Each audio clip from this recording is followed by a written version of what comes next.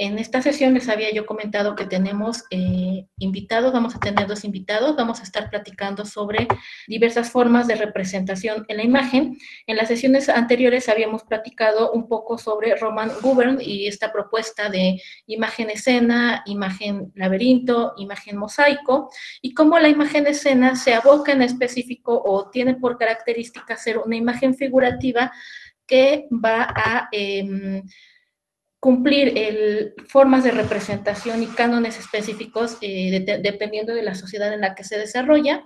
Estas categorías que desarrolla Gubern en realidad son demasiado largas, abarcan duraciones y periodos históricos y sociedades bastante cambiantes. Y bueno, el invitado que tenemos en esta ocasión es el doctor Alberto Morales Damián. Él es profesor de investigación en el área académica de Historia y Antropología en la Universidad Autónoma del Estado de Hidalgo. Él nos va a hablar de las formas de representación en los códices mayas. Les voy a leer un poco de su síntesis curricular para que sepamos pues, sobre nuestro invitado. Él, les decía, es profesor investigador de tiempo completo en el área académica de Historia y Antropología de la Universidad Autónoma del Estado de Hidalgo desde 2002 hasta la fecha. Es doctor en estudios mesoamericanos y licenciado en Historia por la Universidad Nacional Autónoma de México. Ha desempeñado diversos cargos de gestión académica en la Universidad Autónoma del Estado de Hidalgo, líder de cuerpo académico de estudios históricos y antropológicos de 2008 a 2015, coordinador general de investigación y posgrados en el Instituto de Ciencias Sociales y Humanidades de 2011 a 2017, responsable técnico del Centro de Investigaciones sobre el Estado de Hidalgo 2008-2017, jefe del área académica de Historia y Antropología de 2007 a 2011 y de 2017 a 2021. Desde febrero de 2021 se desempeña como presidente en funciones del Consejo Editorial Universitario. Ha sido reconocido con el Premio Palenque 2004 Inacunaculta. Es miembro del Sistema Nacional de Investigadores CONACYT 2005, nivel 2 vigente hasta 2025. Cuenta con el reconocimiento del perfil PRODEP desde 2004 hasta la fecha y se le ha otorgado en 2 ocasiones la Medalla Garza al Mérito Universitario, 2017 y 2018. Su línea de investigación gira en torno a la religión y la cultura visual maya.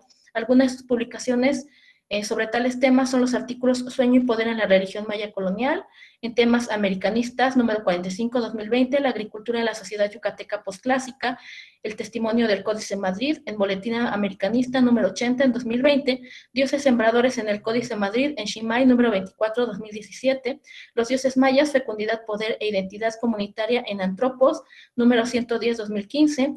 Entre sus libros destacan la meliponicultura en el Códice Madrid, 2016, Plaza y Valdés, UAH, análisis simbólico del lenguaje Suyúa en el Chilam Balam de Chuyamel, 2011, Plaza y Valdés, árbol sagrado, origen y estructura del universo en el pensamiento maya, 2006, UNAM, UAH. Bueno, pues le damos la bienvenida. Voy a ponerlo como con la posibilidad de que pueda compartirnos su presentación. Doctor tiene pues hora y media, si quiere un poco más no hay problema, y después de eso pues daremos unos momentos para que puedan hacer preguntas a los estudiantes que realmente no están acostumbrados a escuchar tanto estos temas y creo que es muy emocionante que puedan acercarse a los mismos. Adelante, doctor. Muchas gracias, Izuki. Yo agradezco que me hayas invitado a esta sesión y bueno, espero poder compartir con ustedes un poco pues mi entusiasmo por la cultura visual prehispánica. Y bueno, no sé si ya están, ya pueden ver la presentación. Yo ya la puedo ver, sí, doctor. No sí sé se ve. Muy bien. Bien, organicé la presentación de la siguiente manera. Primero, una breve introducción sobre por qué estoy utilizando el enfoque de culturas visuales para el estudio de los códices. Luego vamos a reflexionar sobre las formas de hacer las imágenes en los códices, después sobre las formas de representación y finalmente una reflexión sobre las formas de ver. Esa será como la estructura propiamente que vamos a seguir en esta presentación. Digamos que mi interés inicial por el estudio del mundo prehispánico está en sus creencias religiosas. Y un ejemplo de ello es este libro que mencionó la doctora Castelli sobre este árbol sagrado, en el que estuve analizando el simbolismo del árbol en la religión maya prehispánica. Sin embargo, algo que era recurrente en los distintos trabajos de investigación que hacía era el uso de imágenes como testimonio privilegiado. Y por esa razón, en algún momento, con un grupo de compañeros de la Universidad de Hidalgo, dentro de los que destaca la doctora Telma Camacho, que por lo que entiendo va a hablar también con ustedes, pues impulsamos un proyecto al que titulamos Culturas Visuales en México, con la idea de reflexionar sobre cómo analizamos las imágenes, sobre cuáles serán los recursos metodológicos más adecuados para el estudio de las imágenes, y todo esto en aspectos muy concretos, ¿no? En el proyecto se involucraron diferentes investigadores, algunos estudiantes, y todos ellos estuvieron trabajando imágenes de distintas épocas. Yo me detuve, obviamente, en las imágenes del mundo prehispánico. Una de las reflexiones a la que llegamos a través del Seminario de Culturas Visuales que animaba este proyecto es que no nos quedaba de otra más que recurrir a la interdisciplinariedad y a, digamos, aceptar diferentes tipos de enfoques y acercamientos metodológicos para el análisis visual, puesto que en realidad las imágenes parecen no reducirse a una disciplina académica en específico. Y finalmente, digamos que mi perspectiva particular como historiador, pues me llevó a un enfoque desde la historia social que pues intenta comprender las formas de hacer las imágenes, las formas de representar y las formas de ver. Y esto es lo que se expresa en diferentes trabajos de Michael Baxandall, de Svetlana Alpers y de Ludmila Jordanova.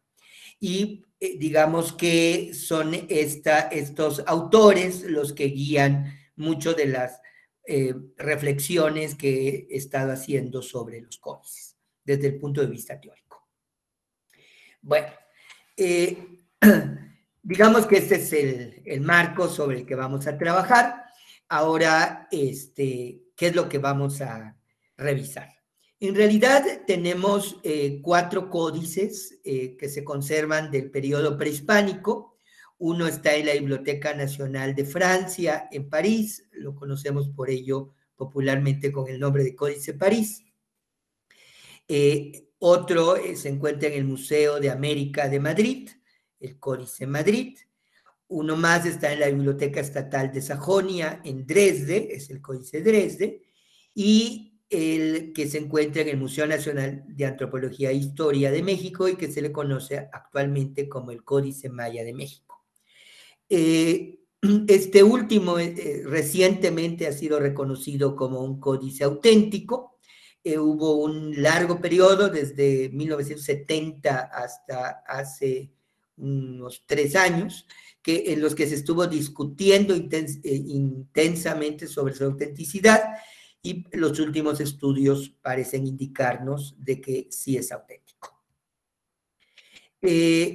Ahora bien, estos códices, esos 4 códices, bueno, el Códice Maya de México pertenece al Clásico Temprano, es decir, tiene una, es probable que haya sido elaborado entre el siglo IV, V o VI después de Cristo, mientras que el Códice Dresde, el Códice Madrid y el Códice París son todos ellos del periodo posclásico y se debieron haber elaborado entre el siglo XIV y el siglo XV.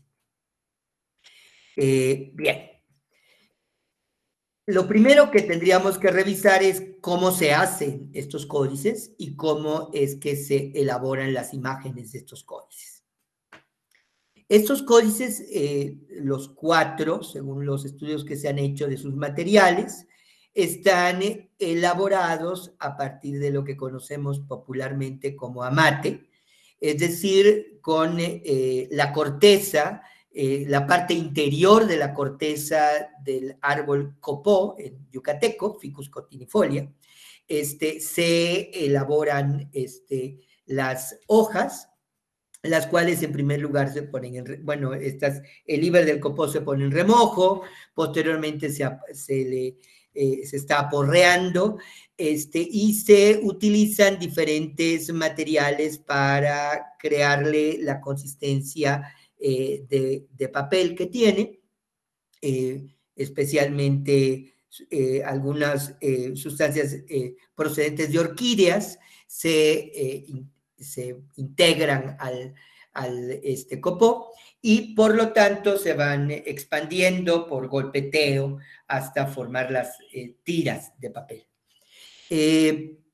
Originalmente este tipo de material fue empleado como vestimenta ritual, por lo que podemos encontrar en contexto arqueológico y todavía en el siglo XX en algunas comunidades de Chiapas se seguían utilizando algunos trajes ceremoniales que se elaboraban con este papel amate. También se utilizaba como ofrendas y para envolver algunas cosas, ¿no? Y en algún momento, pues, comenzó a ser utilizado como papel para pintar y escribir. Ahora bien, ya que tenemos digamos, el amate, en realidad, para poder hacer el códice, tenemos que se le recubre de una capa de carbonato de calcio o de sulfato de calcio. Es decir, cuando ya se escribe y pinta sobre el papel amate, ya tenemos una superficie lisa y blanca, que pues va a ser la que realmente absorba los pigmentos que se van a aplicar. Los pigmentos son de distinto tipo.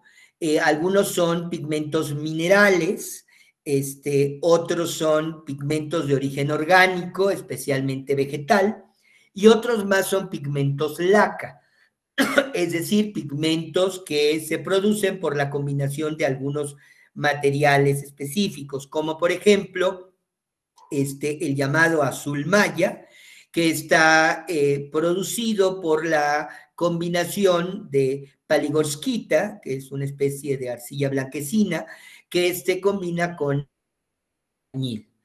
O algunos tonos amarillentos que se obtienen a través de una planta que es la caselpina violácea, el canté que le llaman en yucateco, que se combina con calcita y nos permite amarillo.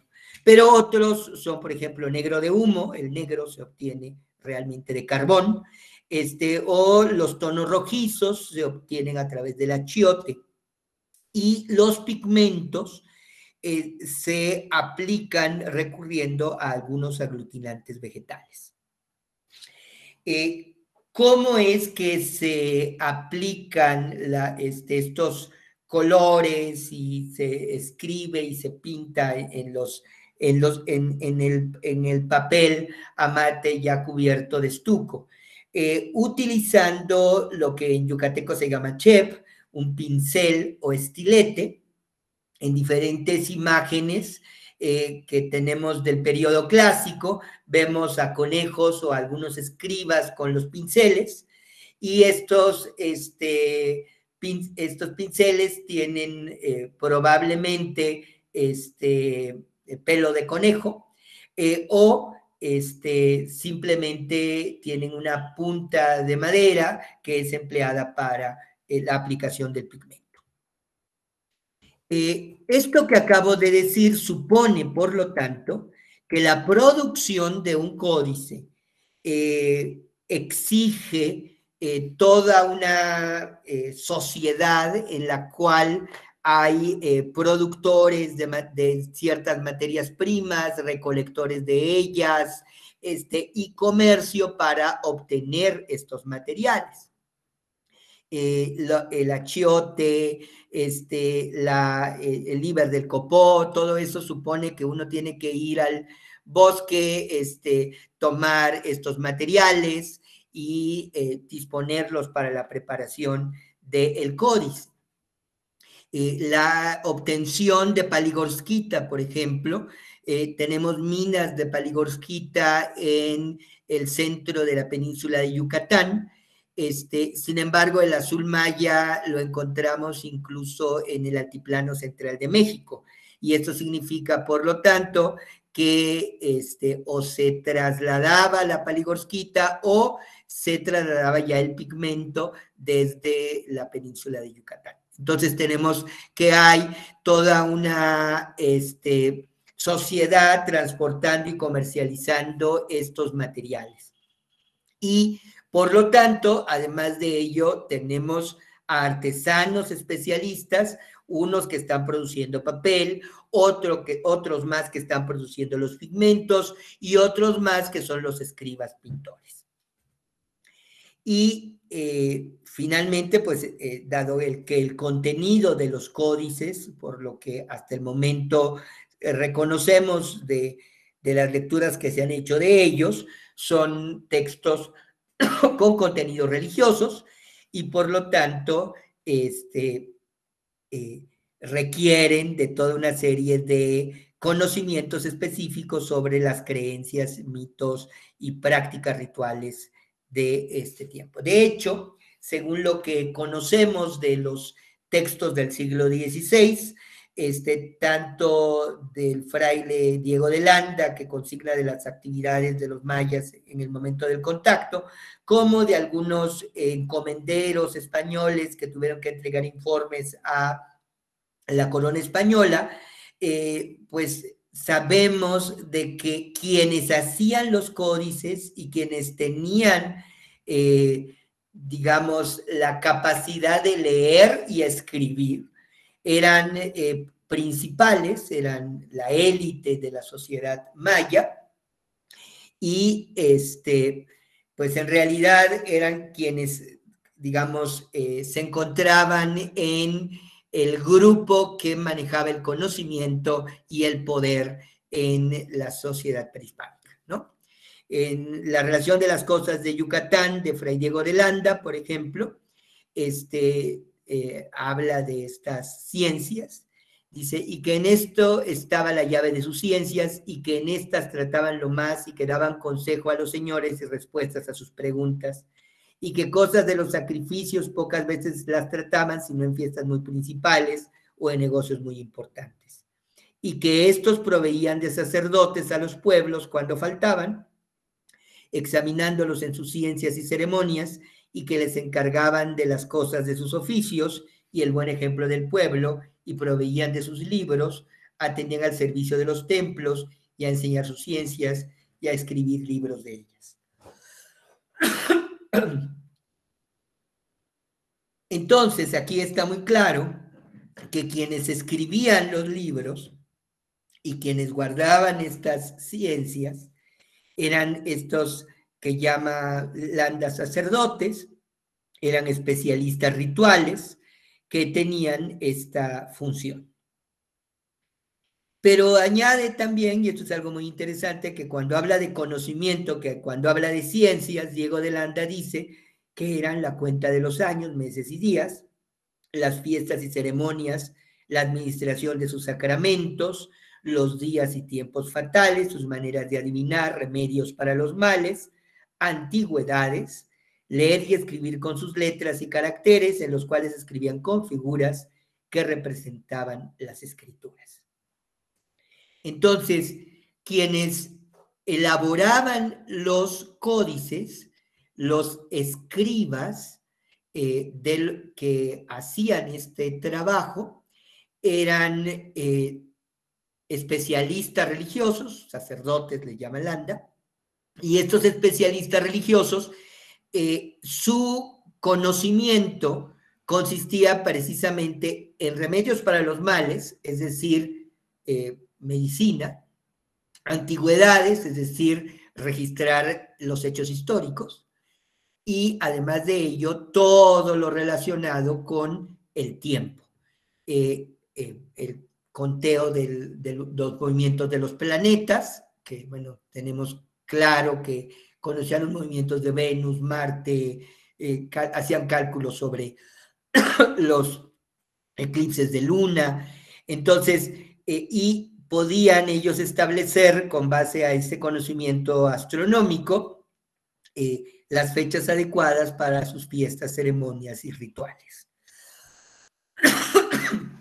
Esto nos explica el contenido y función de los códices. Los códices eran calendáricos rituales. Los 4 códices que conservamos nos dan información esencialmente calendárica. Así, por ejemplo, el Códice de Dresde está compuesto de 75 almanaques. Un almanaque es un registro de fechas dentro de un periodo, del periodo de 260 días. Bueno, debo aclarar que en el mundo prehispánico había como 2 tipos de conteo que se alternaban. El año ritual, que llaman algunos, que es de 260 días, la combinación de 13 números con 20 signos, 13 por 20, esa combinación da 260 posibilidades de días, y ese es y un almanaque nos presenta distintas fechas dentro de un lapso de 260 días. Y aparte está el año solar, conocían perfectamente el ciclo del sol, y para ello tenían otro calendario compuesto por 18 ciclos de 20 días. Cuando digo 18 ciclos sería como el equivalente de nuestros meses, pero en lugar de tener 29, 30 o 31 días, estos 18 ciclos tenían 20 días, lo cual nos suma 360, a los cuales siempre se añadían 5 días que ellos llamaban sin nombre, los días aciagos del fin del año solar. Además de esto, en el Códice de Dresden, por lo tanto, tenemos 75 almanaques, es decir, 75 calendarios de 260, 4 ciclos del sol, es decir, 4 años de 365, y tenemos consignados ciclos de Venus y tablas de los eclipses lunares. En el Códice Madrid tenemos 250 almanaques, 4 ciclos solares y lo que llamamos el cosmograma, que es una imagen que representa todo el ciclo cósmico cuando inicia el tiempo, inicia el periodo de 20 días. Y el Códice París lo que tiene son ciclos túnicos, es decir, ciclos solares de un año, y ciclos catúnicos, es decir, ciclos de 20 años. Y finalmente, el Códice Maya de México, de los pocos fragmentos que se conservan, se puede reconocer que se tiene el ciclo de Venus. Entonces, es por ello que podríamos decir que es claro que los 4 códices son de carácter calendárico. Nos presentan datos sobre posiciones de planetas, sobre posiciones en el ciclo de 260 días o en el ciclo de 365 días. Pero en realidad, estos registros temporales, ¿cuál es su función? Bracamonte, en su trabajo sobre el tiempo entre los mayas, explica con claridad que la preocupación por el registro temporal entre los mayas se basa en la observación de los fenómenos naturales y humanos para poder establecer sus recurrencias. Ellos anotaban con cuidado, en esta fecha precisa ocurrió tal cosa, porque creían que cuando se repitiera ese mismo ciclo temporal, lo más probable es que se repitieran los mismos fenómenos, tanto naturales como humanos. Es decir, así como desde el punto de vista natural podemos saber que cada equinoccio volveremos a ver el sol en determinado punto del horizonte, y por lo tanto marco la fecha de este día porque sabré que cuando tengamos otra vez este mismo día, cuando concluya el ciclo del año solar, volveré a tener el mismo fenómeno solar. Entonces, de la misma manera, lo aplican, lo extienden a su concepción del hombre, y así cuando subió al poder un gobernante, o cuando un gobernante triunfó, tuvo una batalla en la que triunfó sobre otro pueblo, es probable que cuando tengamos esa misma fecha, otra vez haya un triunfo político, u otra vez haya el ascenso al poder de un gobernante con características semejantes. Es decir, que su preocupación por la historia, por registrar lo que ha ocurrido, era porque creían que cuando se repitieran los ciclos, volverían a ocurrir fenómenos semejantes.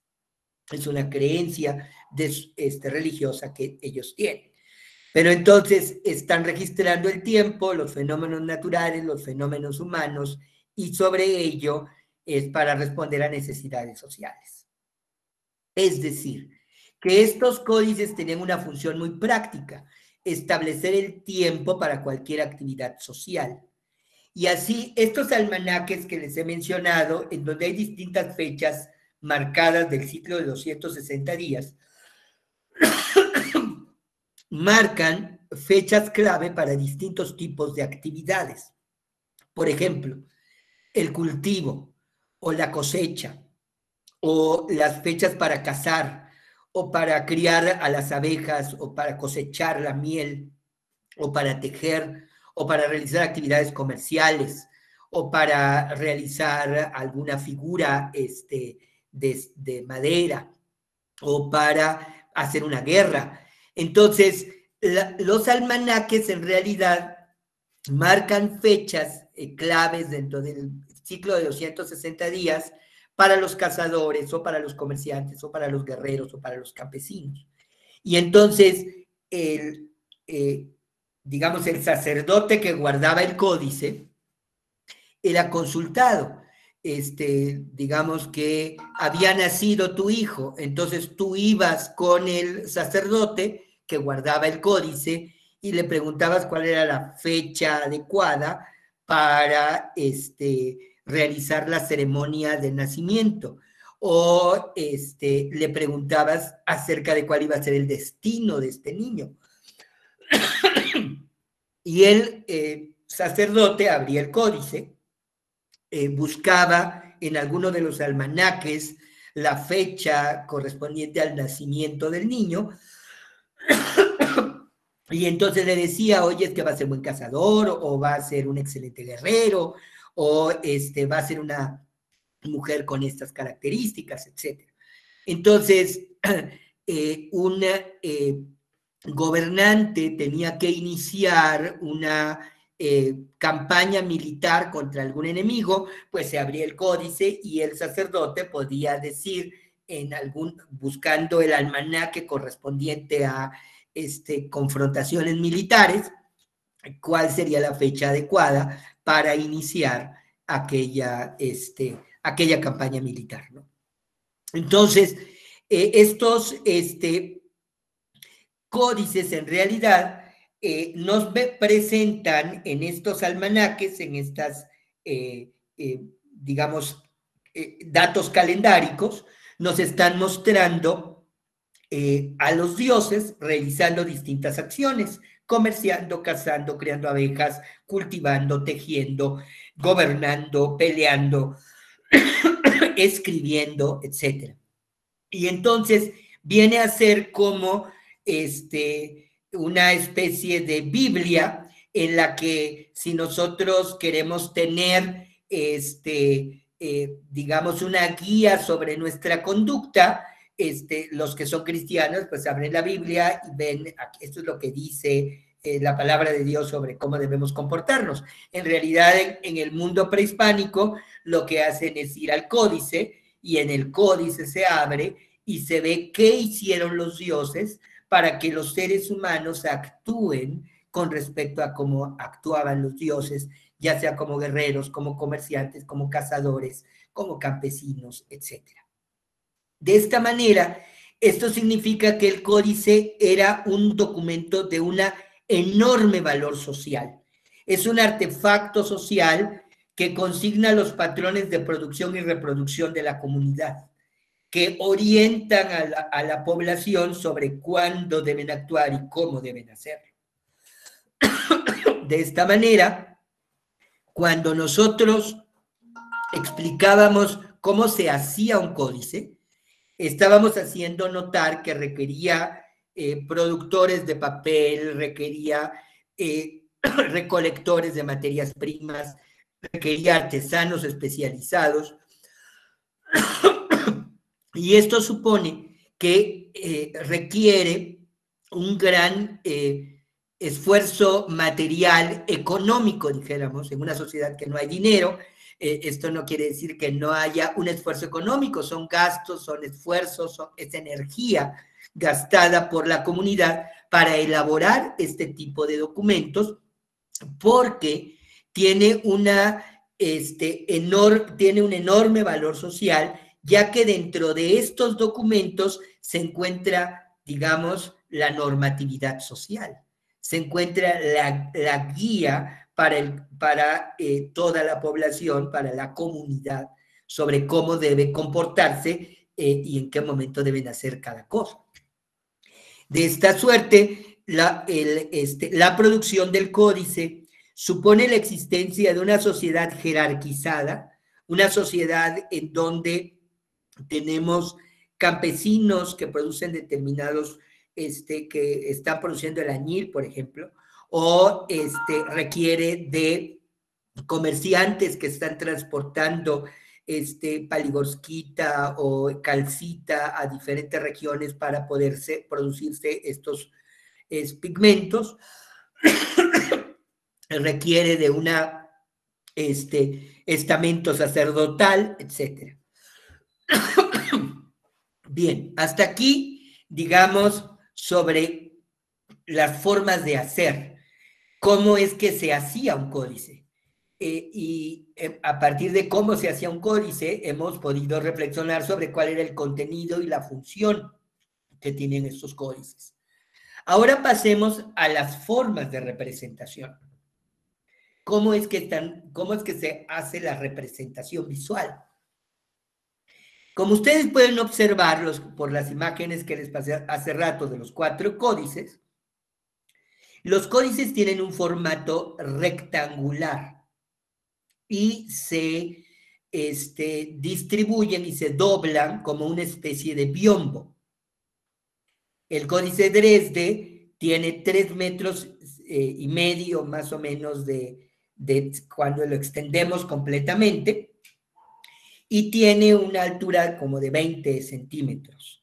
De tal manera que está compuesto por 39 hojas, 78 páginas, porque pues se pinta de un lado y del otro.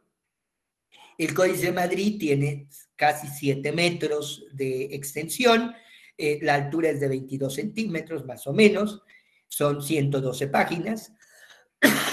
El Códice de París tiene 1 metro con casi 1,5 metros de extendido y de 20 centímetros de altura, son 12 hojas, 24 páginas. Y del Códice Maya de México, infortunadamente, solo se conservan 11 trozos, son 10 páginas, el trozo número 11 es en realidad una parte de la página 10. Y pues no se ha podido medir porque está muy, muy maltratado. Más o menos tiene cerca de 18 centímetros de alto y cada trozo como de 10 centímetros de ancho. Pero entonces el formato sobre el cual se elaboran las imágenes es rectangular. Este es el ejemplo del Códice de Madrid. Pero si ustedes se dan cuenta, bueno, puse el rectángulo blanco porque, bueno, suponemos que tenemos la tira de amate cubierta de carbonato de calcio, totalmente blanca, y entonces el escriba lo primero que hace es tomar su estilete, su pincel de pelo de conejo y lo primero que hace es empaparlo con rojo para poder hacer el marco. Lo primero que se hace es el marco externo de cada una de las páginas que están dobladas. Y luego, dependiendo de la parte que le toca elaborar, la divide en diferentes bandas. En este caso hay 4, en la de la imagen anterior había 2, en otras secciones solo hay 3 bandas, o en algunos casos no hay división en bandas, sino que se aprovecha todo el rectángulo. También se podrán dar cuenta, si nos acercamos con detalle a algunas de las imágenes, que con un rojo más diluido y con un pincel más suave, se divide ese rectángulo a su vez en otros cuadrantes. Siempre a la izquierda vemos un rectángulo bastante corto para marcar las fechas. En realidad, esta sección que vemos a la izquierda es un numeral en rojo con glifos que representan días del calendario, de manera que aquí podríamos leer 10 Caban, es una fecha del calendario que les decía, del almanaque de 260 días, y luego aquí hay otros números en negro, que son números distancia, 8 días después, del día 10, llegamos a la fecha número 5, o 8 días después llegamos a la fecha número 13, y 8 días después llegamos a la fecha número 8, etc. ¿Se acuerdan que les dije que los numerales son 13? Se combinan con 20 signos. Bueno, no quiero distraerlos en el tema del calendario mesoamericano, que es un poco complejo, pero digamos que aquí lo que tenemos marcado son fechas.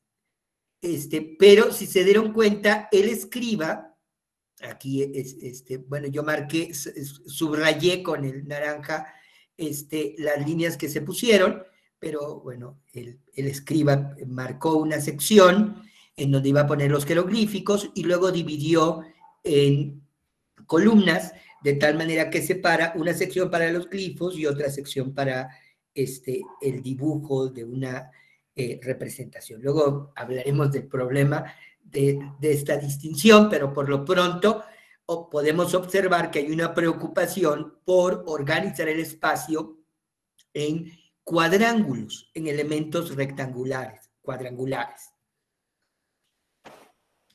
¿Por qué se hace esto? En realidad,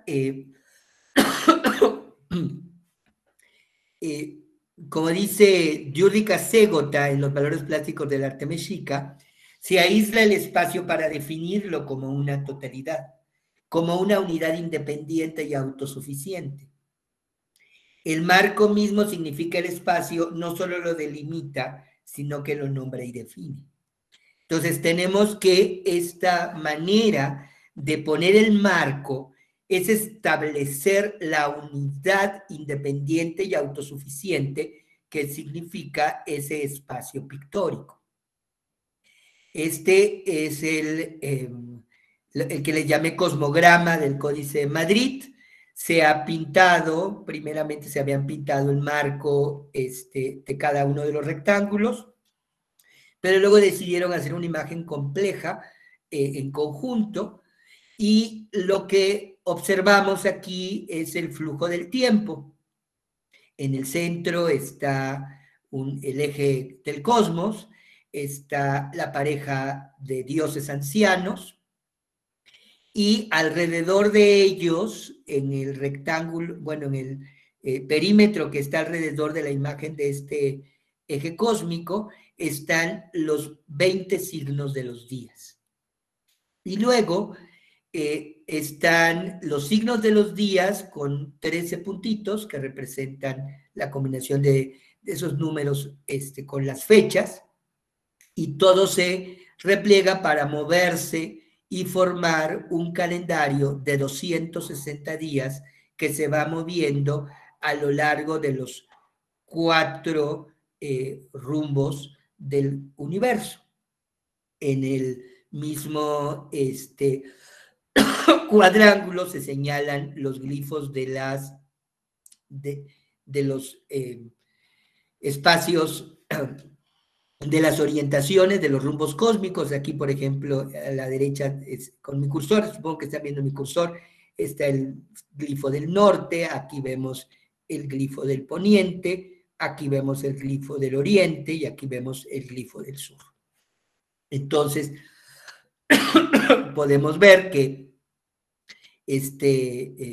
estas páginas están orientadas, el eje principal es el oriente-poniente, no como nuestros mapas que están norteados, el eje que está arriba siempre es el norte y abajo el sur.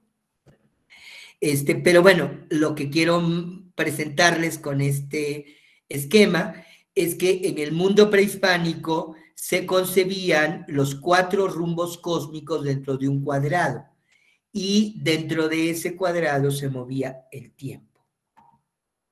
Y esto me lleva a la concepción de espacio entre los mayas. Utilizando el yucateco, tenemos 2 términos del yucateco que de manera sencilla se pueden traducir como espacio, pero cuando empezamos a analizar el significado concreto podemos delimitar de qué se trata. El término kuch propiamente podría equivaler al concepto de espacio nuestro como locus, como lugar, el lugar en donde se encuentra algo, en donde se asienta algo. Entonces decimos, un kuch es esta habitación en la que me encuentro, tomando esta sesión de mi curso de maestría, ¿verdad? Y, sin embargo, cuando vamos al detalle, la concepción de kuch lleva a algo que soporta otra cosa.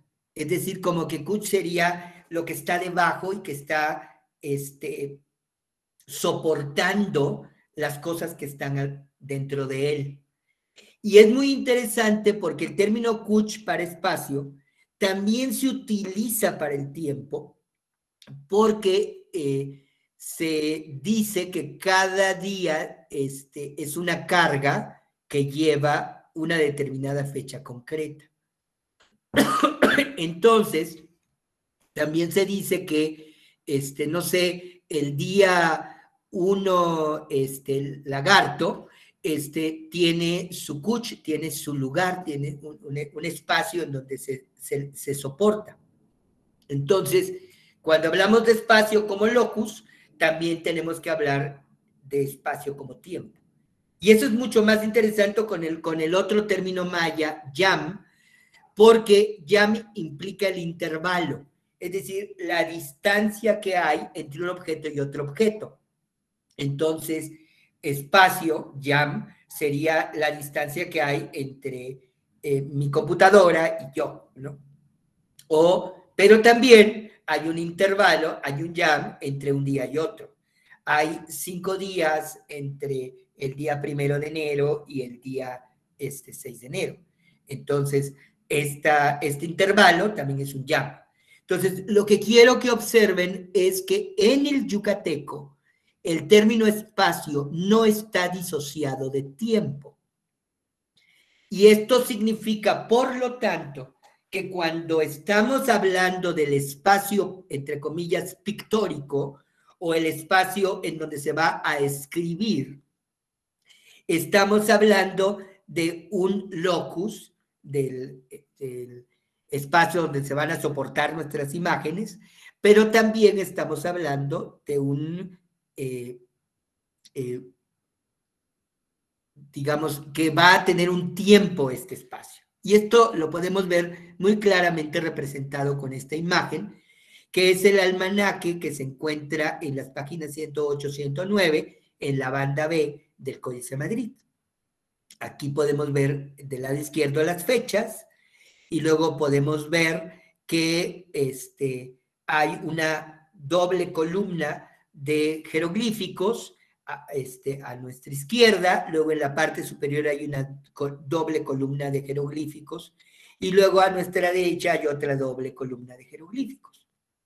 Y estos están, digamos, marcando el tiempo. Nosotros aquí podemos ver las columnas A, B, C, D, E, F y G, y podemos ver las filas 1, 2, 3, 4, 5, 6, bueno, para organizarnos, sin tomar en cuenta la columna relacionada a las fechas, ¿no? Que habíamos dicho inicialmente. Pero si nosotros observamos, aquí están los glifos del espacio. Este es el glifo de sur, este es el glifo de poniente, aquí está el del norte, aquí está el del oriente.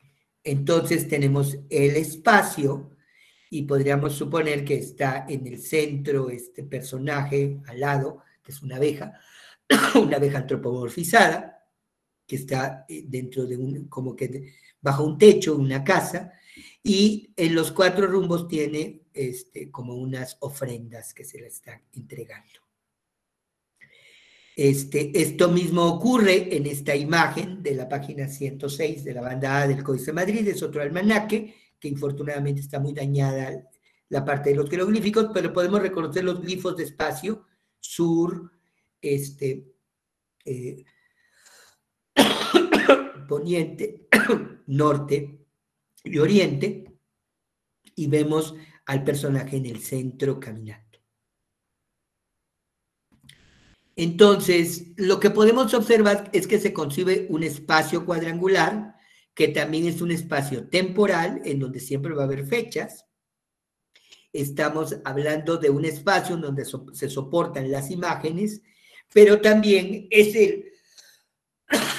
la zona o lapso con límites precisos dentro del cual están ocurriendo las acciones divinas y humanas. Este personaje, abeja antropomorfa, siendo adorada, o personaje que avanza con una jícara en la mano, que es como una especie de sacerdote, están actuando dentro de este espacio temporal cuadrangular, dentro de este locus que lo soporta, pero es espacio-tiempo conjunto. Bien, ya que hemos hablado del espacio, hablemos ahora de la línea y de la figura.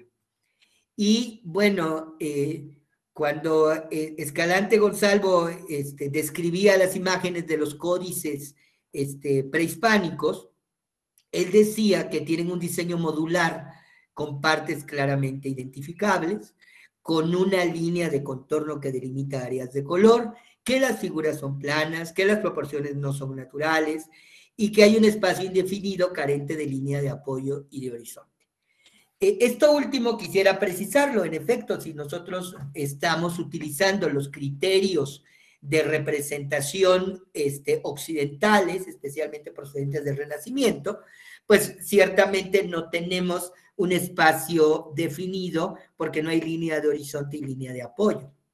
Pero ya explicamos cómo se está concibiendo el espacio-tiempo del códice, ¿no? Yo quisiera añadir que, bueno, tenemos una línea fluida y cerrada. Vean ustedes, por ejemplo, las hojas de este árbol que vemos en la imagen, ¿no? Del dibujo que hicimos para poder representar esta situación. Vean ustedes las ramas, ¿no? La línea es fluida y se cierra. Y podemos identificar módulos.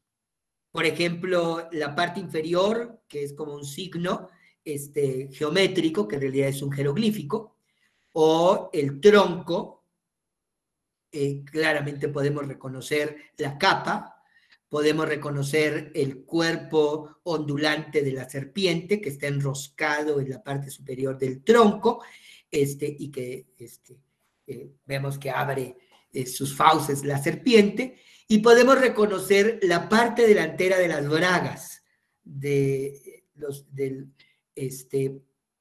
estas bragas están decoradas con signos de pies, ¿no? Pero es muy claro que, por lo tanto, está organizada en módulos. Pero son módulos que nos presentan diversos aspectos del objeto representado, que se yuxtaponen o se coordinan para hacer lo que yo llamo parataxis visual. En la literatura existe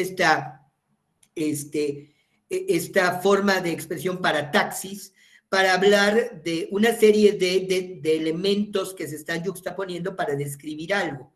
Nosotros, en el caso de la cuestión visual, tenemos estos elementos que nos están hablando de algo.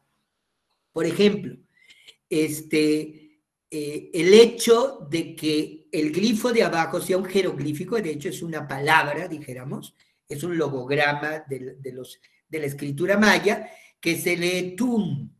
Y Tun significa piedra, pero también significa año. El año de 360 días sin los 5 días sin nombre. Y luego vemos que el tronco tiene esta como doble protuberancia, que es uno de los elementos distintivos de otro jeroglífico, que se lee Che, árbol.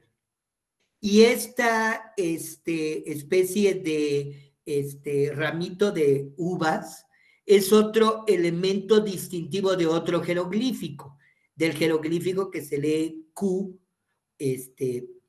o Tun, con la U corta, y que está refiriendo, por lo tanto, dijéramos que estamos viendo un tronco de un árbol, pero el tronco del árbol que estamos viendo es cuché, y cuché es la palabra en yucateco para decir cedro. Entonces estamos viendo un árbol de cedro, pero cuché es una manera de decir árbol sagrado, porque Q es sagrado. Entonces cuché es el árbol sagrado. Entonces aquí tenemos un árbol sagrado. Y este árbol sagrado es un árbol de la serpiente. Y este árbol de la serpiente tiene 4 ramas, tiene 4 rumbos. Y en realidad es como una persona, porque lleva la vestimenta de una persona, lleva las bragas y lleva la capa. Y sus bragas tienen el jeroglífico de las huellas, B, que significa camino. Entonces es el árbol del camino, el árbol sagrado, el árbol del año, el árbol de la serpiente. Y eso es todo lo que estamos viendo en esta imagen. Digamos que lo representé así para que nos demos cuenta de la yuxtaposición de mensajes que nos está haciendo la imagen. Árbol del año, árbol de madera, árbol de piedra, árbol que recorre el camino, árbol persona, árbol de la serpiente. Luego hablaremos de lo que dice el texto jeroglífico arriba de esta imagen. El árbol viene acompañado de este personaje que está sembrando, que lleva una ave en la mano decapitada, y podemos observar su rostro con la proyección de elementos vegetales. Aquí está la doble protuberancia de Che, de vegetal, árbol. Y vemos que tiene colmillos, bueno, que tiene en la comisura unos colmillos, lo cual le da una apariencia felina. Vemos que siembra, que avanza, que trae su capa, etcétera, ¿no? Cada uno de estos elementos son elementos que tienen un sentido, que tienen un valor y que nos permiten reconocer a este personaje, que el texto se llama Awil, y que es un señor serpiente, un señor vegetal, es el que da la vida porque es el que siembra, es el que ofrece el pavo, ¿no? El que ofrece el guajolote. En el texto, en la parte superior, se dice que Kawil, que es el nombre que está acá, siembra el sagrado árbol de Itzam en el sur, y ese será un año de maíz verde, es decir, un año de abundancia. Entonces, vemos nosotros que en la imagen que está aquí representada, la línea nos construye figuras que están organizadas con estas características que les señalaba al principio, ¿no? Modular con diversos aspectos del objeto representado, yuxtaponiendo y coordinando elementos. Bien. Pero aparte de la línea y la figura, otro elemento clave de la representación es el color. Bueno, ya sabemos que toda la superficie del códice primero está en blanco. Así que el blanco es el color del soporte.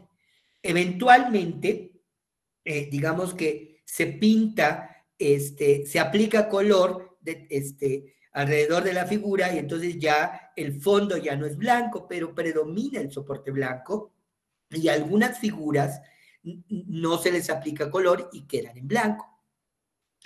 El rojo, bueno, entre paréntesis estoy poniendo el nombre en yucateco, ¿no? El rojo, ya vimos, se utiliza para poner el marco, todo el marco de la figura, cada página está en rojo, las líneas que separan cada banda están en rojo, y eventualmente hay algunos fondos que están pintados en rojo, hay algunos numerales que están pintados en rojo y algunas figuras. En negro, las líneas que delimitan todas las figuras en general son negras. Y hay numerales que están en negro y algunas figuras se les aplica negro. El amarillo se utiliza para el fondo y para algunas figuras. El color azul-verde, utilizo esta expresión porque en yucateco existe solo la palabra yash, que se aplica tanto para el azul como para el verde, es decir, todos los que están entre las gamas de color entre el azul y el verde son yash. Se utilizan para fondos y para figuras. El término jobón es el que se traduce como color o matiz y también se aplica para las tintas o colores. Y también se aplica para cosa pintada o labrada de colores. Es decir, jobón aplica para color, para pigmento y para las cosas que están pintadas. Entonces, vean, aquí utilicé esta imagen como ejemplo porque podemos ver todos los colores. El fondo claramente es blanco. Algunas figuras, algunas secciones de las figuras quedaron en blanco, y algunas figuras están pintadas de yash, de azul-verde. Hay un fondo, en este caso la primera columna tenemos el fondo amarillo, el segundo el fondo es rojo, el tercero el fondo es azul, y la cuarta vuelve a ser amarillo. Y bueno, vemos que algunas de las figuras están en azul, la primera y la última, que son el mismo personaje de nariz alargada, que es el dios de la lluvia, y los dos personajes centrales, uno con el ojo abierto y otro con el ojo cerrado, también se trata del mismo personaje, es el dios del maíz, uno con el ojo abierto y pintado de azul, y otro con el ojo cerrado y pintado de amarillo. Bien. Los colores tienen un valor simbólico. No se aplican exclusivamente con fines miméticos, sino que se aplican con fines simbólicos. Esto queda claro cuando sabemos que los colores tienen un valor direccional. En el Ritual de los Macabes, que es un documento que conservamos del siglo XVIII, escrito en maya yucateco, pero ya en caracteres latinos, con el alfabeto que nosotros conocemos, tenemos una parte donde se habla de que está el gran mundo original, donde vive Ixyachalchuen, el primer mono verde, y este primer mono verde, el mono sagrado, en su casa crea el mundo. Y de ese lugar, de donde habita el mono, sale la tinta roja, la tinta blanca, la tinta negra y la tinta amarilla, que son los colores que vemos predominan en los códices. El color verde, que es el color de la habitación del mono, y las tintas roja, blanca, negra y amarilla con las que se pintan las cosas. Y así, por lo tanto, resulta que esta imagen no es gratuita. El dios de la lluvia es azul, porque es el de la lluvia y es celeste. Pero el fondo en el que actúa es amarillo, porque amarillo es el término can, y este término can, amarillo, también es un homófono de grano de maíz. Entonces, el fondo del señor de Cha, que el dios de la lluvia, que es ese dios de la lluvia, que naturalmente tendría que ser azul porque es el dios del agua, está sembrando, si ustedes se dan cuenta, está lanzando semillas con una mano y con la otra lleva la coa, y entonces está sembrando y por eso su fondo es amarillo, es An. Ahora, vemos el proceso. El dios del maíz sembró y después de eso, el dios de la lluvia sembró y entonces, ¿qué ocurre? El dios del maíz comenzó a crecer. Y resulta que Yash, el término azul, verde, también significa primero. Y cuando decimos Yashnal, es decir, decimos maíz azul, es una expresión en yucateco para decir maíz tierno. Cuando el maíz comienza a estar tiernito, bien jugosito, cuando está bueno para hacer el primer atole, es yashnal. Y yashnal, que es un maíz muy húmedo, pues tiene la amenaza del gusano. El rojo es el color que anuncia la lluvia. Entonces, estamos con un fondo que anuncia la lluvia, con el maíz tierno, dijéramos, con el maíz verde, y luego tenemos al maíz maduro, porque canal, el maíz amarillo, es una expresión de los campesinos para decir maíz maduro. Y el maíz maduro tiene la amenaza de los cuervos. Entonces, lo que estamos viendo es que el color no solamente se aplica, como decía hace un momento, por razones miméticas. Ciertamente podemos reconocer el cuervo con su negro y el dios de la lluvia con el azul, pero es más que nada simbólica la aplicación del color. Bien, entonces, un último elemento sobre las formas de representar es esta relación que ustedes ya pudieron comenzar a percibir que existe entre la escritura y la imagen. Cuando Janet Berlo en 1983 estaba explicando las relaciones que había entre textos e imágenes, ella clasificaba textos discretos, es decir, solamente aparece texto escrito, textos conjuntos, es decir, en donde hay imágenes y textos unidos, y textos incrustados, es decir, cuando dentro de una imagen hay una palabra incrustada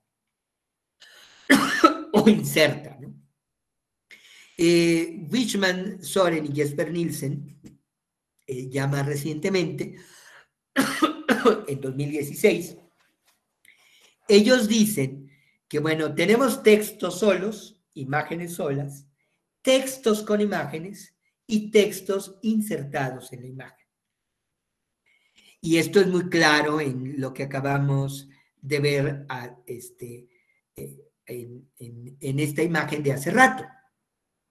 En la parte superior vemos un texto escrito en donde se dice Tzapaj Yash Itzamche, se sembró el árbol de Itzam en el sur, Nohol, y aquí nos dice maíz verde, año de maíz verde, y luego nos dice el nombre de Kawil. Primero se ponen el verbo, luego ponen digamos, el objeto, el complemento de la oración, y al final se pone el sujeto. Esa es la manera en que está la gramática del maya en los jeroglíficos. Entonces aquí tenemos Kawil sembró el árbol de Itzam en el sur, año de maíz verde.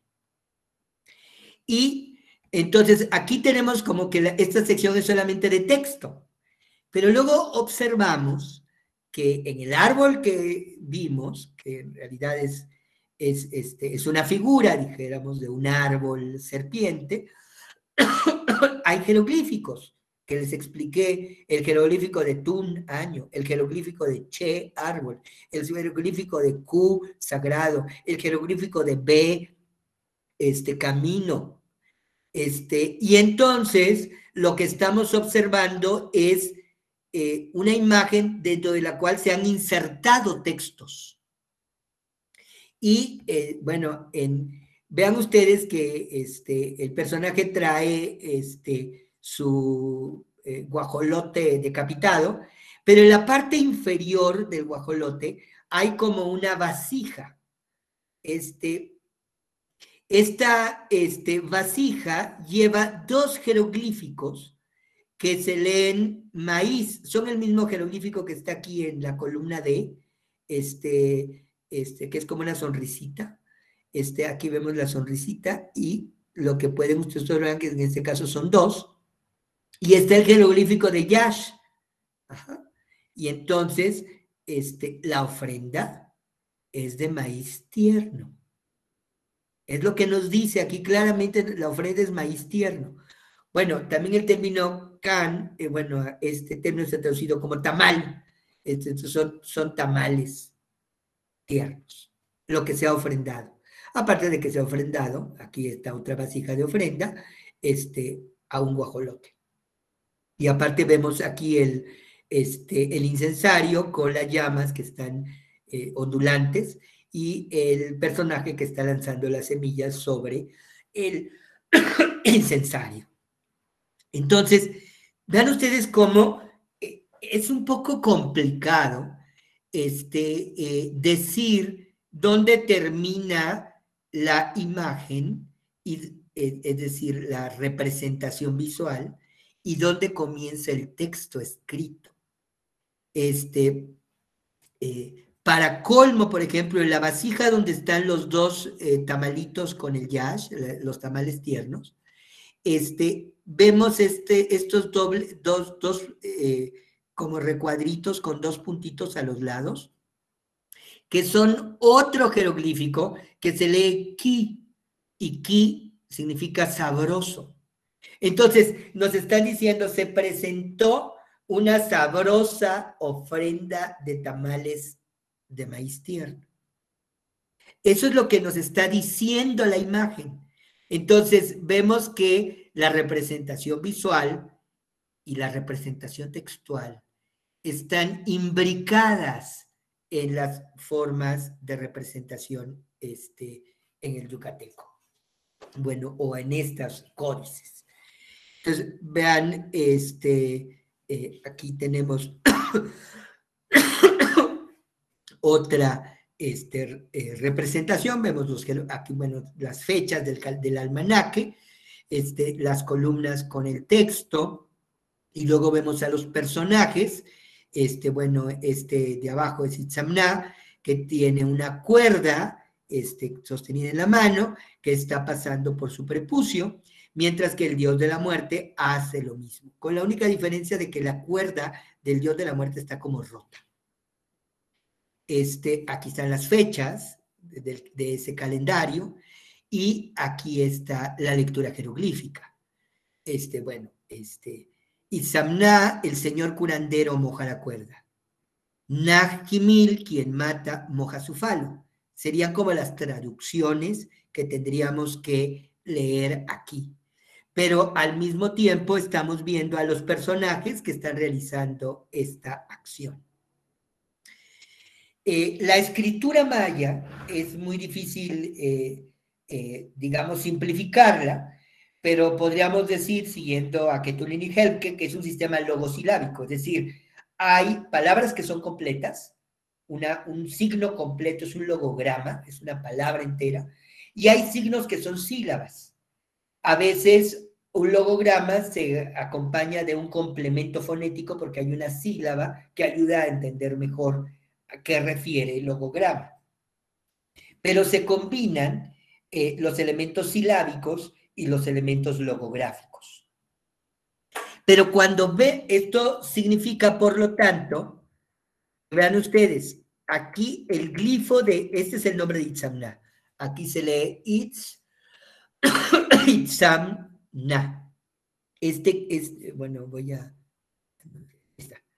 este signito de acá abajo se lee Na, estos puntitos con estas como plumitas que están abajo se leen Itz, y el rostro solo es un logograma, Itzamna. Y si se dan cuenta, es el ojo como el del personaje que está abajo. Entonces, aquí es muy claro leer Itzamna.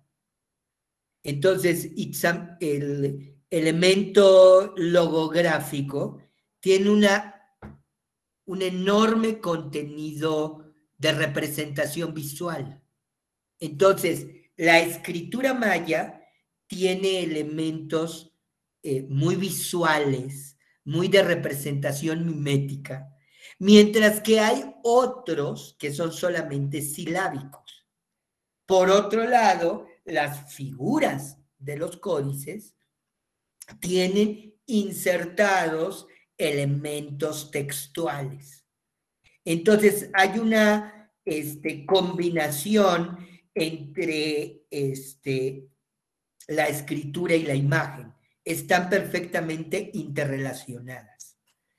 Y esto nos queda mucho más claro cuando nos vamos a cómo nombran los mayas estos. En el Calepino Maya de Motul, que es un diccionario del siglo XVII, de los primeros que consignaron los frailes sobre el yucateco, y en el diccionario maya español, que es la gran concentración de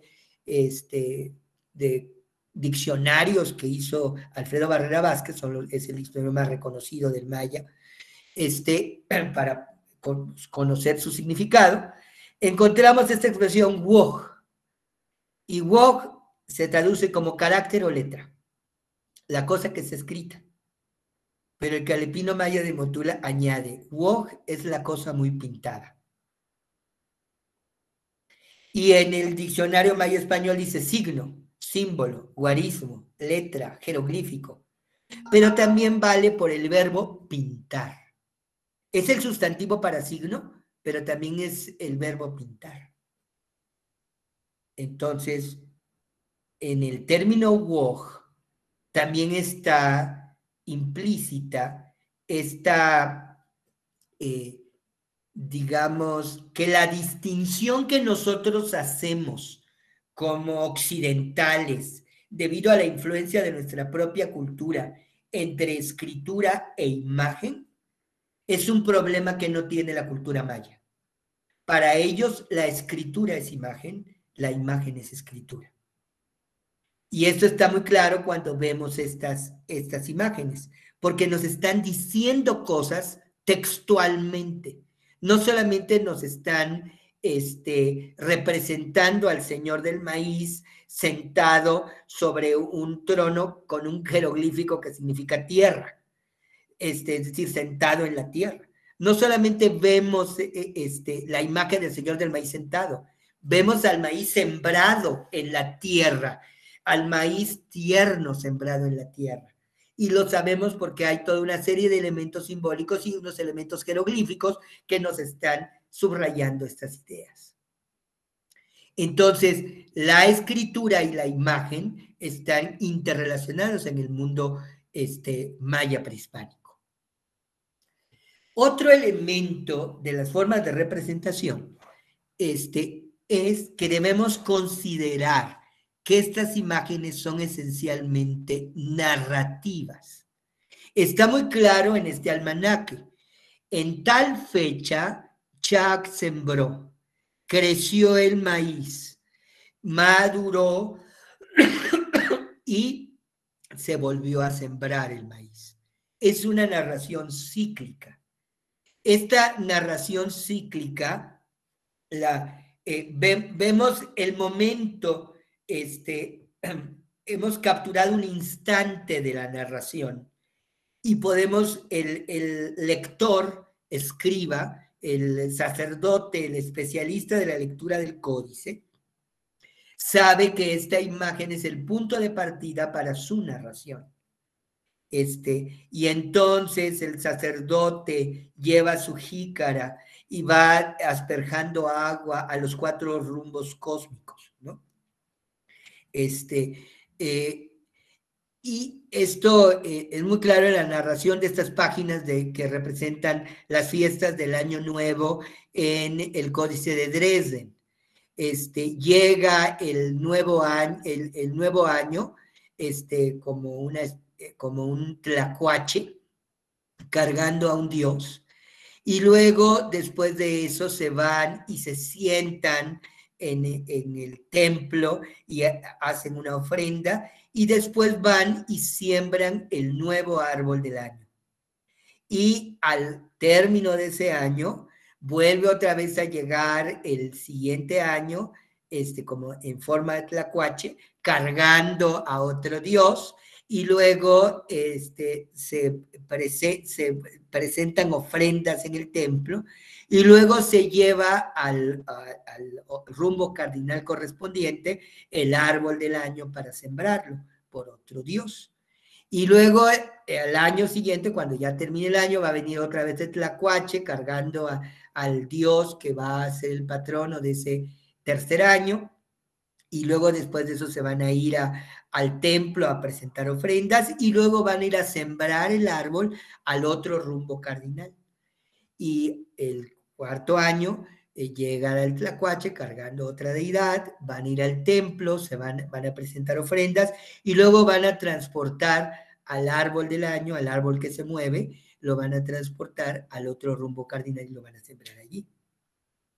Y entonces, cada 4 años se va a repetir el ciclo, y es toda una narración la que encontramos en estos textos. Entonces, hasta aquí sobre las formas de representar. Y espero que todavía me sigan. Creo que me he extendido mucho tiempo. Voy a cerrar con lo de las formas de ver. El término zip es el término que se traduce por pintar y dibujar. Utilizo la grafía del diccionario del siglo XVI. Pero también es el término para traducir, escribir. Entonces, Zibal es lo escrito o la escritura, o también es la pintura y traslado que se saca. Y Wog, como dijimos, son los signos gráficos. Preferiría traducirlos por signos gráficos, porque pueden incluir de esta manera las letras, es decir, los logogramas o silabogramas, y las imágenes miméticas, o que pudieran ser que están representando visualmente algo, una vasija, un animal, etc. En realidad, tanto las letras como las figuras son signos gráficos. Y por lo tanto, el escriba es un escriba pintor. Escriba pintor es la manera adecuada de traducir a Tzib, el escriba, el pintor. Hacen lo mismo. Bueno, ¿qué términos en maya se utilizan para ver? Pacat es la vista de que carecen los ciegos y el aspecto con que uno mira. También puede ser ver, mirar, observar. Bueno, el término il es ver, mirar, observar o probar. Chacanil es todo lo que podemos ver, lo visible. Y chacán es la cosa manifiesta, descubierta, patente y clara, lo que vemos. Y cha'án es ver cosas de placer o diversión. En realidad, cha'án se aplica para ir a la misa, para ver una obra de teatro, para ver un bailable, es cha'án. Así que ese término, digamos que lo vamos a descontar de nuestra preocupación, es como cha'án es disfrutar de un espectáculo. Chacán, en cambio, sí es lo que vemos, y chacanil es lo visible. Eil es ver, observarlo, y pacat es verlo. O como dijéramos en español, una cosa es ver y otra cosa es mirar. En realidad tendríamos que marcar esa distinción, Pacat se refiere simplemente a la capacidad de ver, pero il a la de observar con detalle algo. Y lo visible, Chacán sería lo visible, el códice, ¿no? Ahora, lo interesante es que cuando buscamos el término para leer, en realidad la palabra que se utiliza es shock. Entonces, es muy chistoso porque los frailes, cuando consignaron los primeros diccionarios maya-español, como que les costó un poco trabajo de entender que shock era leer, pero que también era contar. Shokol es ser contado y ser leído y ser obedecido. Entonces, si regresamos al concepto de lo que es el códice, que con claridad les dije que fundamentalmente los códices son calendáricos rituales, y que lo que tiene que hacer en primer lugar el sacerdote cuando está consultando el códice es contar. Empieza contando la fecha 7, fulano de tal, más un día, llegamos a la fecha, 12, la fecha 12, men, más un día después llegamos a la fecha 13, fulano, y 3 días después llegamos a la fecha 3, fulano, y 3 días después, etcétera. Entonces tenían que contar. En leer un códice era contar, hacer cálculos matemáticos para establecer las fechas calendáricas.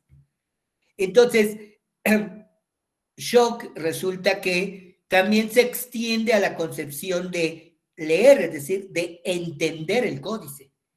De poder no solamente realizar los cálculos numéricos, sino también reconocer los signos gráficos, reconocer los WOG, los signos gráficos tanto silábicos y logográficos como de representación visual. Pero también shock se extiende al sentido de adorar a otro inclinándose, porque leer un códice era una actividad ritual. Era una actividad de voy a consultar el códice, voy a hacer los cálculos numéricos, voy a entender su significado, pero tengo que adorarlo y obedecerlo, porque es el documento que norma mi vida social.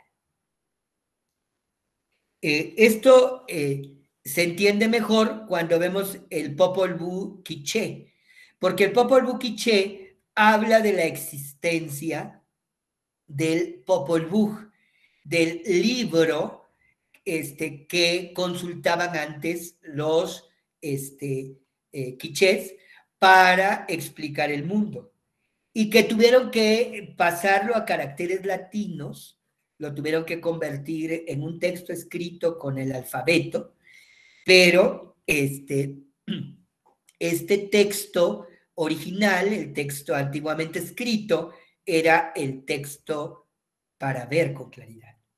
Dice, entonces lo contaron todo con lo que hicieron también, en la claridad de la existencia, en la claridad de la palabra.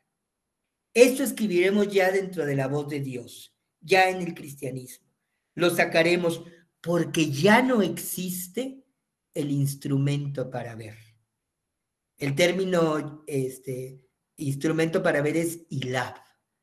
El instrumento para ver, el Popol Vuh, el instrumento para ver con claridad, llegado del otro lado del mar, el cuento de nuestra oscuridad, el instrumento para ver con claridad la vida, así es dicho. Existe el libro original, antiguamente escrito, solamente está oculta la cara del que lo ve, del que lo medita. Como están viviendo la imposición del cristianismo, tienen que ocultar el libro sagrado. El libro, el instrumento para ver con claridad, el instrumento para ver con claridad la vida. Lo tienen que ocultar y tienen que ocultar la cara del que lo ve, porque probablemente los frailes los castigarían si supiesen que están consultando el antiguo códice. Entonces, para cerrar esta larga presentación, que espero no los haya aburrido demasiado, si nos acercamos a los códices intentando comprender su cultura visual, es decir, sus formas de hacer, sus formas de representar, sus formas de ver, descubrimos que los códices tenían un contenido y una función muy importante para la sociedad prehispánica, porque conservaba la normatividad de la sociedad, o dicho en términos del Popol Vuh, era el instrumento para ver con claridad la vida, era la guía para poder organizar su vida. Y entonces, los códices lo que tienen son los cálculos matemáticos de las fechas de almanaques de 260 días, de fechas del año, de ciclos de Venus, de ciclos de la luna, y porque a través de ello ellos podían marcar las recurrencias y establecer las fechas precisas para organizar su vida social. Y precisamente por ello no importaba lo costoso que resultaba hacer los códices, la elaboración de papel amate, el recubrimiento de estos papeles con carbonato de calcio, la obtención de pigmentos laca como el azul maya o el amarillo, la dedicación completa de algunos especialistas a hacer estos códices. Entonces, las formas de hacer nos hablan de una sociedad estratificada, de una sociedad dominada por las creencias religiosas, y estas son sus formas de hacerlo. Ahora, ¿cómo representan? Bueno, tenemos que hay una vinculación cultural entre la escritura y la imagen, en donde para esa sociedad escribir es pintar, pintar es escribir, y en donde el espacio es concebido también como un marco temporal, en donde la línea y la figura se componen por elementos modulares, no, que nos permiten ver los diferentes aspectos de la figura, pero los aspectos conceptuales de la figura, para reconocer, por lo tanto, un mensaje concreto, en donde el color se ha aplicado con funciones simbólicas, y en donde nos presentan en ese espacio-tiempo una narración de las acciones rituales y míticas que iban a servir de modelo para la vida social. Y podemos reconocer que esta sociedad veía el códice como un objeto sagrado, veía el códice como algo que tenía que ser entendido y comprendido, porque guardaba secretos y guardaba un elemento simbólico importante para su vida. Y pues un poco esto es alguna de las cosas que he concluido, otras que todavía están por seguir siendo reflexionadas sobre esta cultura visual prehispánica que se manifiesta en los códices mayas. Bien, pues creo que sí más o menos fui respetuoso de la hora y media que me indicó la doctora Castelli, y pues tenemos tiempo para sus preguntas, cuestionamientos a mis planteamientos, etc. Muchas gracias, doctor. Siempre es fascinante escucharlo. ¿Qué tal, chicos? No sé si supongo que es alguno de sus primeros acercamientos a este tipo de información vinculada con la imagen, y en este caso, bueno, con formas de pensamiento muy, muy, muy complejas. Y bueno, pues aprovechen para hacer comentarios, despejar dudas, inquietudes. Adelante, Alan.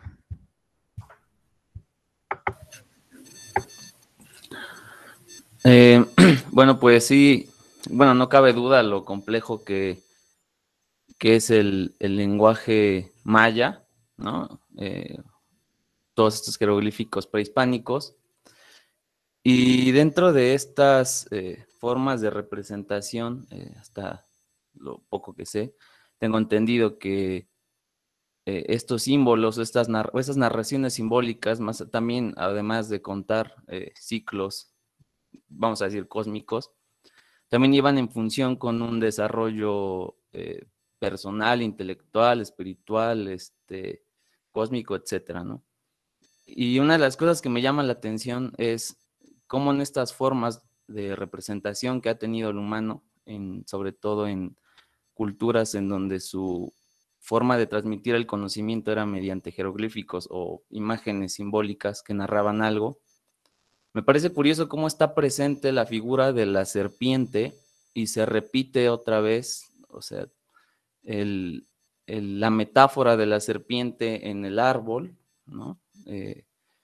Que después, bueno, vienen los españoles y viene la religión y también se habla de una serpiente en un árbol. Los egipcios también tenían imágenes de serpientes como figuras simbólicas y divinas, la India también, etcétera. Y al final creo que estas representaciones hablan de, o sea, voy a interpretarlo así, de verdades, ¿no? Verdades que son universales y que curiosamente se han repetido esos patrones simbólicos en las distintas culturas. Me parece interesante, digo, no sé cuál sea tu punto de vista y esto por el momento. Gracias, Alan. En realidad, la digamos, coincidencia de elementos simbólicos en diferentes tradiciones es un tema, digamos, muy interesante, sobre todo para quienes nos dedicamos al estudio de las creencias religiosas. Una de las explicaciones tiene que ver sobre todo con la condición humana y la manera en que desde una época prehistórica, pues comprendemos, empezamos a establecer relación con el mundo natural, ¿no?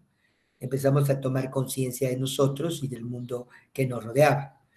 Pero esta coincidencia resultó luego de manera muy interesante en el proceso de aculturación que se da a partir de la conquista. ¿Por qué? Porque las lecturas de las mismas imágenes pueden ser muy distintas. Si observamos bien, por ejemplo, la representación cruciforme en las tradiciones de los códices son una forma esquemática de representar un árbol. Y cuando llega la cruz cristiana, que en la misma tradición bíblica se asocia con el árbol del mundo, el árbol de la salvación, pues fácilmente se pudo integrar al imaginario arbóreo de las sociedades indígenas, resultando, sin embargo, en un juego de malos entendidos, porque finalmente el fraile lo que pretendía era comunicar un dogma específico y resulta que los diferentes pueblos indígenas interpretaron de una manera muy rica y muy variada aquellas imágenes, acordes con sus propias tradiciones y sus propias creencias, resultando en las complejísimas religiones coloniales y contemporáneas que existen entre los pueblos indios, ¿no? Y esto es uno de los temas fascinantes del intercambio de culturas visuales, ¿no? Porque en realidad lo que ocurre es que las mismas formas de representación o los mismos motivos pueden tener distintos contenidos simbólicos de acuerdo con culturas específicas. Y entonces resulta pues esa complejidad cultural que tiene nuestro país y que es muy valiosa. Alguien más levantó la mano, ¿no? ¿Quién más quiere participar, chicos? Adelante, Daniela. Hola, buenas tardes a todos. Mi pregunta va un poco enfocada en, tengo entendido que este tipo de códices son analizados con la metodología algunos desde Joaquín Galarza, me parece, el método galarciano. Entonces, mi pregunta es si existe otro método para analizarlos y también como para catalogarlos en este caso, ya que, bueno, he tenido estos días de acercamiento con ellos y me ha costado mucho trabajo dar con otros, formas de catalogación que no sea la galarciana, ¿no?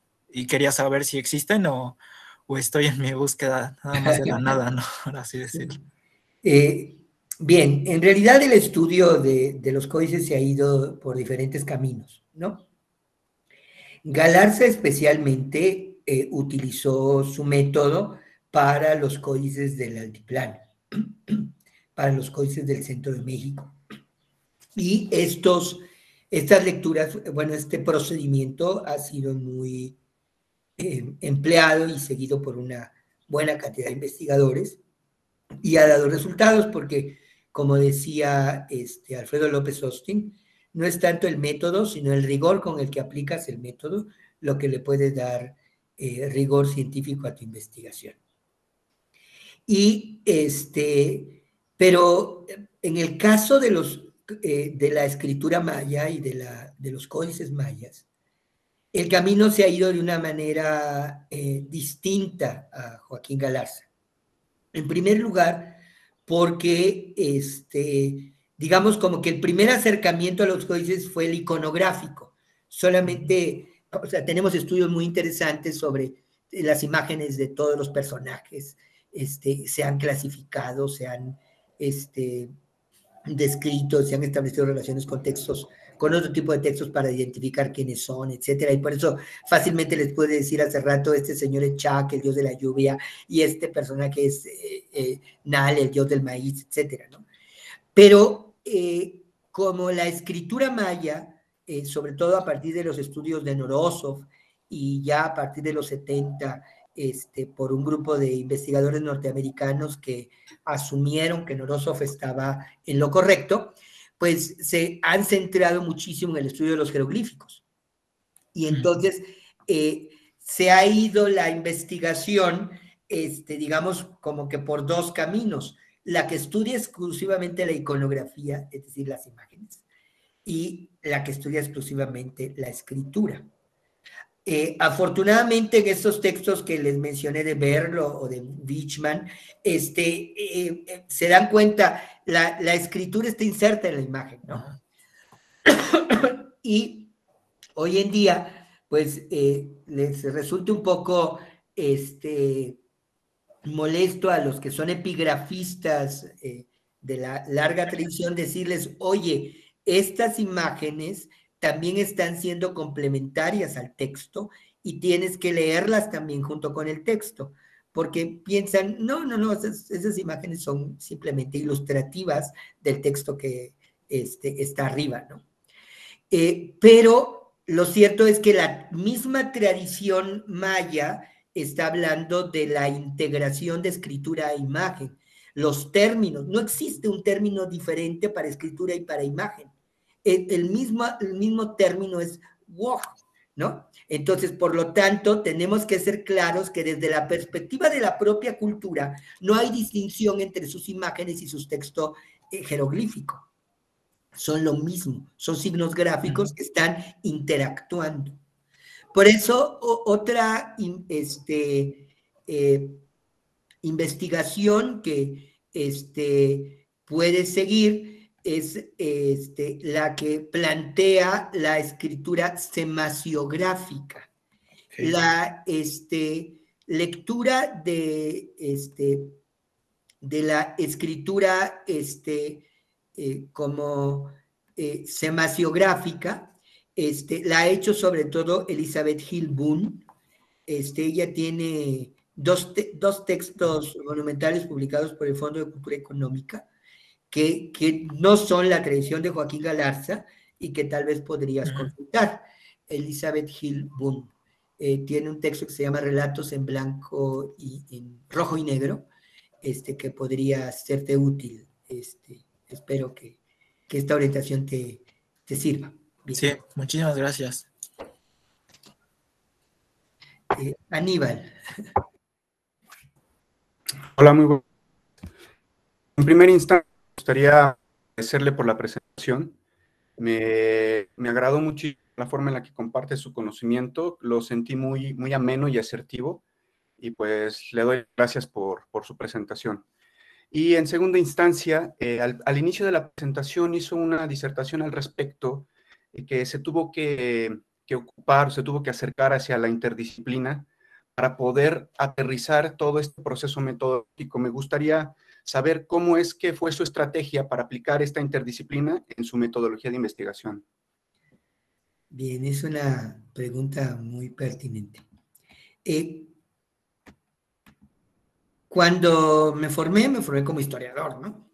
Y por lo tanto, siempre mi perspectiva estará dominada por la historia.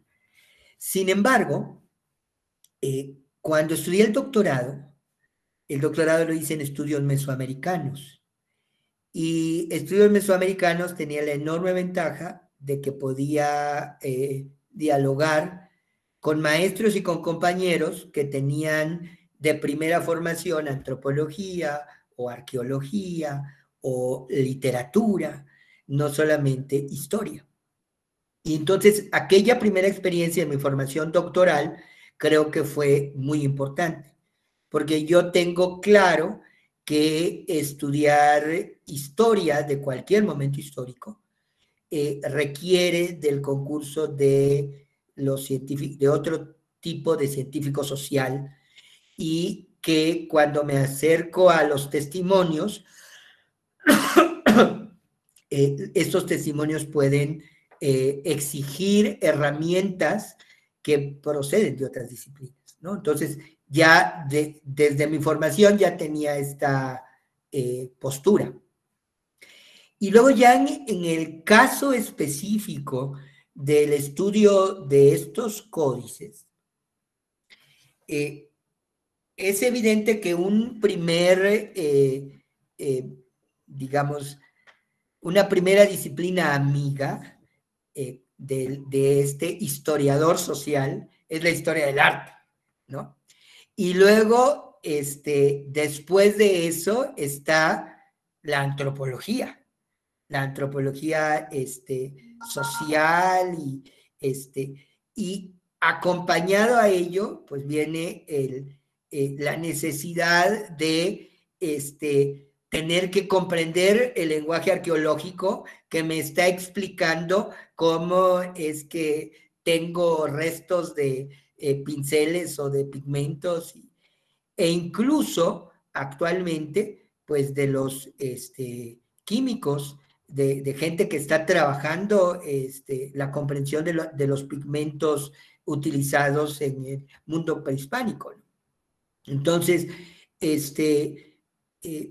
creo que la cuestión clave es que estemos abiertos, porque la costumbre, la mala costumbre académica, es que me atrinchero en mi disciplina y digo, esta es la que tiene la verdad, ¿no? Y resulta que eso no es lo adecuado. Entonces, por eso en el Seminario de Culturas Visuales en México, pues hay gente que trabaja desde la comunicación, hay gente que trabaja desde la historia del arte, hay gente que trabaja desde la arqueología o desde la antropología, y esto es lo que ha permitido que aprendamos, que estemos abiertos a nuevas ideas, ¿no? No sé si con esto te respondimos, Aníbal. Sí, me otorga un poco más de claridad al respecto, y me gustaría agregar que en este análisis de la imagen de los jeroglíficos, sobre todo al respecto de la escritura y de esta perspectiva cosmogónica que tienen los mayas de observar la imagen y la escritura dentro de un mismo concepto. ¿Cómo es que usted se acercó a esa disertación? ¿Esto fue gracias a estos acercamientos interdisciplinarios, lo que le aportaban otras disciplinas, o fue ya un embudo interdisciplinar que lo llevó a usted a esa disertación específica? Bien, creo que para mí fue muy útil, especialmente la discusión que en algún momento tuve con la doctora Telma Camacho, con la que van a hablar posteriormente, por el tema de los cómics. Ella trabaja la caricatura política, el cómic, etcétera. Y entonces en algún momento estuvimos conversando, ¿no? Porque de pronto los códices es muy claro que pareciera como elementos semejantes a esas historietas gráficas, ¿no? Y entonces, el descubrimiento de que de esta relación escritura-imagen en las viñetas de los cómics me empezó a abrir el camino hacia eso. Luego está mi empeño en siempre estar investigando los diccionarios. Cuando ustedes se pudieron dar cuenta que les estuve hablando de los términos en yucateco, sobre todo porque es el maya con el que estoy más familiarizado, pero también de pronto pues consulto los diccionarios de otros términos en maya, de quichés y bueno, etcétera. Pero esta preocupación por la lengua la aprendí también en estudios mesoamericanos. Me dio clases Otto Schumann, y él, de maya, y él nos decía que en la lengua estaba la cultura. Y esto es verdaderamente muy cierto. Cuando estoy descubriendo que los únicos términos para espacio, kuch y yam en el yucateco, se aplican también para tiempo, me deja perfectamente claro que desde esta perspectiva cultural, espacio y tiempo son la misma cosa. No puedo verlos como algo desligado, ¿no? Entonces, yo llegué a algunas de estas conclusiones por mi exploración de la lengua y por el diálogo que he establecido con otros compañeros, ¿no? También ha sido muy útil mi contacto con los epigrafistas, con quienes se han especializado en la lectura de los jeroglíficos, especialmente con Alejandro Cheseña. Mis diálogos con este investigador me fueron muy útiles para el primer trabajo donde me puse a ver este conjunto de imágenes que es el que hice sobre la meliponicultura. Pero he estado, o sea, definitivamente ninguna persona que se dedica a estos temas ha llegado a sus conclusiones solo. La idea del erudito del siglo XIX está absolutamente superada, ¿no? Los conocimientos es el resultado de este intercambio constante entre todos. Muchas gracias. Pues muchas gracias, doctor, por esta participación, por toda esta retroalimentación que ha sido tan interesante, y que justamente da cuenta, ¿no?, del tema que estamos viendo en este seminario, que es sobre imagen, sociedad y cultura, ¿no? Y creo que lo expresó de una muy buena manera, muy clara, cómo esta parte de la imagen está interrelacionada con diversas esferas de lo social y con diversas formas de entender la imagen, y como dice, la imagen y la escritura. Ahorita que usted estaba comentando eso, me estaba acordando que el kanji para decir pintar es el mismo kanji para escribir, ¿no? Por ejemplo, entre los kanjis japoneses, ¿no? Y algunas cosas que ya luego le preguntaré y platicaré de convergencias que encuentro, pero bueno, ha estado muy enriquecedor. Le estaré enviando su constancia a su correo electrónico en un ratito más. Vamos a tener la participación de la doctora Telma en punto de las 6, pero les quiero dar un ratito para que pues respiren, para que vayan al baño, se estiren, tomen agua, se fumen un cigarrito, y continuamos en un ratito más. Volvemos.